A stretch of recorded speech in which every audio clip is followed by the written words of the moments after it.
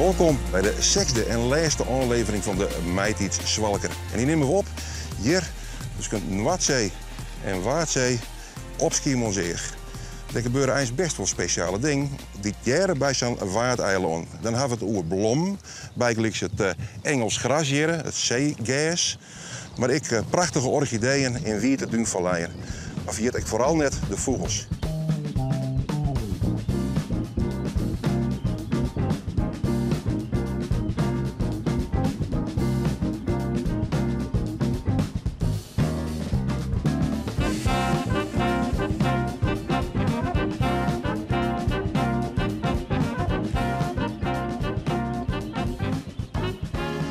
Cynthia, we hebben behoorlijk wat geluid links van ons, maar ook rechts. En dat duidt op watervogels hier rechts. Wat zien we zo meteen? De Westerplas. De grootste zoetwaterplas van Schiermonnikoog. En wat zit er in die plas? Van alles. Enden, lepelaars, aalscholvers, kuifeenden. En ook heel veel zangvogeltjes. Karekiet, je hoort echt van alles hier. Wat broedt hij zoal? Nou, kijk, daar tegenover zie je in de wilgen witte vogels. Ja. Dat zijn lepelaars. En op dit moment zitten er een stuk of 70 parten broeden hier. Dat is meer dan vorig jaar? Ja, dat is 20 meer zo ongeveer. Hoe komt dat?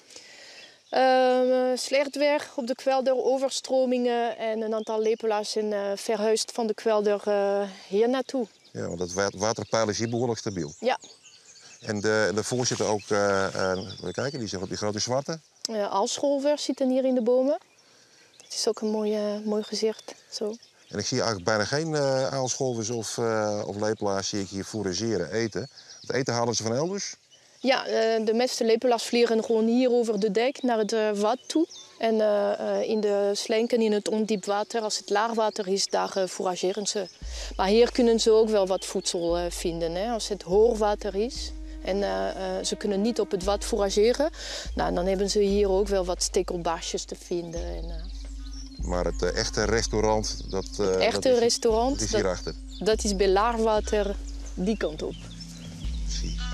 Beetje goede prijzen?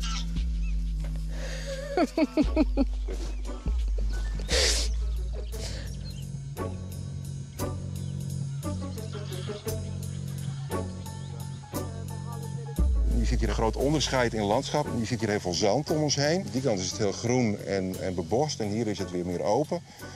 Leg eens uit, wat is hier eigenlijk aan de hand? Ja, wat je achter jou ziet, dat is eigenlijk ongeveer hoe 70 jaar de duinen eruit zagen. Mooie witte stuivende duinen. Wat je achter me ziet, dat is wat stikstof doet tegenwoordig met de duinen. Het groeit helemaal dicht. Het verboost. Die duinvallei daar links van mij, is die ook afhankelijk van wat er in deze duinen gebeurt? Ja, eigenlijk wel.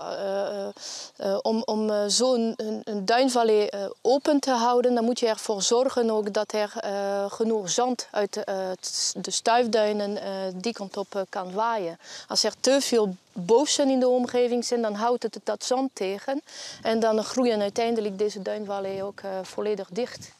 Dit is een duinvallei waar er meer dan 25 soorten bloemen en planten komen die op de rode lijst staan van Nederland. Dus dat betekent dat het planten zijn die met uitsterven bedreigd zijn. En dus je hebt eigenlijk ingrepen op landschappelijke schaal nodig om die kleine plantjes daar in die grote vallei te behouden. Ja, dat is eigenlijk dit hele gebied van open duinlandschap is eigenlijk heel zeldzaam geworden in heel Europa eigenlijk. En de dynamiek proberen we in het gebied te houden zodat deze plantjes weer een kans krijgen.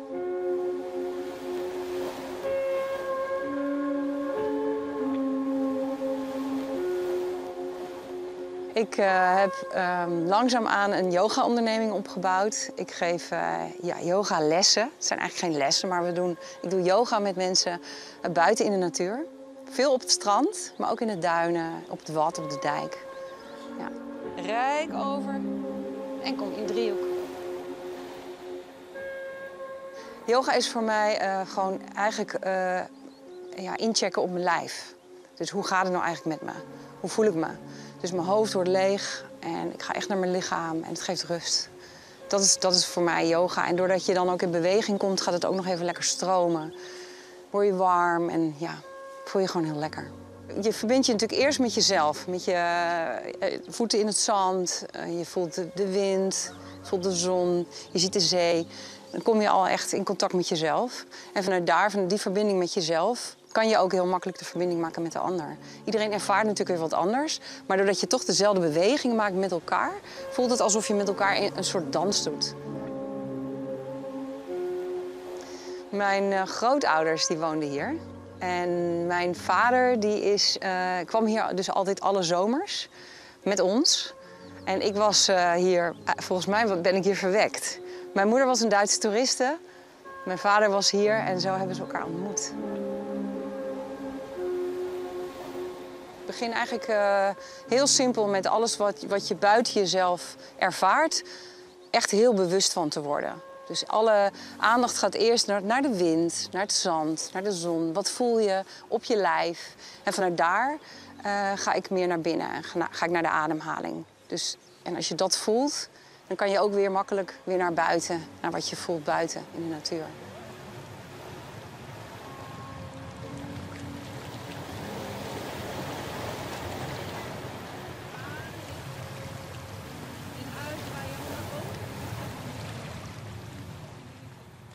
Nou Cynthia, het rozenkransje moet hier groeien. Ja, dit is een van de laatste plekken op het eiland waar het rozenkransje bloeit. Wat een beetje in de fik te staan of zo. Het is allemaal rook en mist hier ook. Het is zeedamp, Remco. Zeedamp, oh. Kijk, daar. Hé, wat een onopvallend wit bloemetje lijkt het me zo. Ja, wit-roze.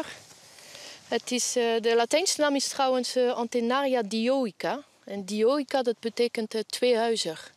En tweehuizig betekent? Dit is een plant met alleen maar mannelijke bloemen. En er is ook een plant met vrouwelijke bloemen. Kijk daar, dit zijn die vrouwtjes. zijn wat roze. Die zijn, als ik het eerlijk moet zeggen, die zijn wat mooier als de mannen. Dat is toch altijd zo? Met name zien we op andere plekken waar de plant voorkwam dat stikstof het probleem is. Goed, dit is een echt voorjaarswondertje. En ja, misschien dat we dit voor het laatst zien als we pech hebben. Ja, dat zou zomaar kunnen dat het... Volgend jaar er niet meer is. Ja, of in ieder geval over een paar jaar binnenkort deze niet meer te zien is. Op Schiermonnikoog en waarschijnlijk ook in heel Nederland. Want dit is een van de laatste 6 plekken waar je deze plant kan zien in Nederland.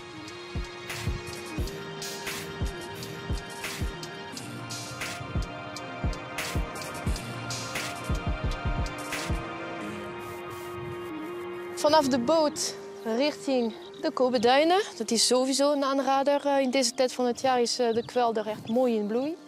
En bij de Kobe-duinen kun je de nachtegaal vaak horen, bijvoorbeeld de lepelaar zien vliegen.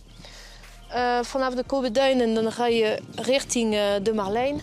Daar kun je makkelijk naar het strand toe. Nou, het is altijd, als je naar een waddeneiland gaat, dan ga je eventjes naar het strand. Vanaf de Marlijn richting de duinen. Waar je in deze tijd van het jaar eigenlijk de orchideeën mooi in bloei kunt zien. Vanuit de duinen dan richting de Westerplas. Naar de vogelkijkhut zou ik sowieso doen. Voor de broedende lepelaars, de aalscholvers en de verschillende eenden en zo. En dan eindig je bij de jachthaven. Daar zijn er sowieso altijd veel vogels te zien met hoor- of met laagwater. En dat horecabedrijf daar bij de jachthaven, dat is zeker een aanrader om met een biertje in de hand ook vogels te kijken op het wad. Ja.